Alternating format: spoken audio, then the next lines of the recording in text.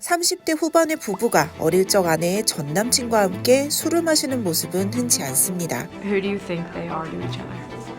I don't know. Yeah, this is a hard one. 타인의 시선에서 이들의 모습은 뭐지라는 생각이 들죠. 영화는 그렇게 시작합니다. 그리고 105분 동안 이들이 왜 이렇게 불편해 보이는 자리에 동석하게 됐는지 설명을 이어갑니다. 평범한 로맨스 추리극 같지만 이 영화가 전 세계 영화제에서 무려 76관왕에 오르고 11일에 열리는 미국 아카데미 시상식 작품상과 감독상에 노미네이트된 이유는 바로 이 추리의 과정이 남다르기 때문입니다. 주인공인 로라와 혜성은 로라의 이민으로 12살에 헤어집니다. 야, 잘 가라. 36살에 뉴욕에서 재회하는데 영화는 24년에 변화되는 감정을 끈질기게 포착합니다.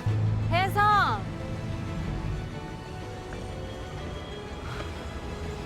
와, 너다. 하지만 성급하진 않습니다. 속도가 침착하다는 것은 지금의 영상 수요자들, 즉 빠른 전개와 상상력이 가미된 장르물에 익숙한 이들에게 선호되는 지점은 아닌데요. 그럼에도 이 영화를 봐야 할 이유는 지루하지 않다는 점에 있습니다. 로라와 혜성은 24년 동안 서로를 볼 수 없었지만 그 이유가 불가항력적이진 않습니다. 로라는 이민 2세대로 혜성은 전형적인 한국 가정의 외아들로 이뤄내고 싶은 목표가 있었고 두 사람이 서로를 24년이나 보지 않겠다고 내린 선택은 스스로가 내린 것이었죠. 난 우리 잠깐 연락을 끊었으면 좋겠어. 이런 상황은 미련과 애틋함을 남깁니다. 카메라는 35mm 필름으로 이 감정을 아름답게 포착합니다. 여기에 목덜미와 등, 손, 입꼬리 등의 익스트림 클로즈업 샷은 지루할 수 있는 흐름을 환기합니다. 배우 유태오와 그레타리의 알 수 없는 눈빛 연기와 대사 사이의 공백들은 도대체 무슨 마음일까 추측할 시간을 주기도 하죠.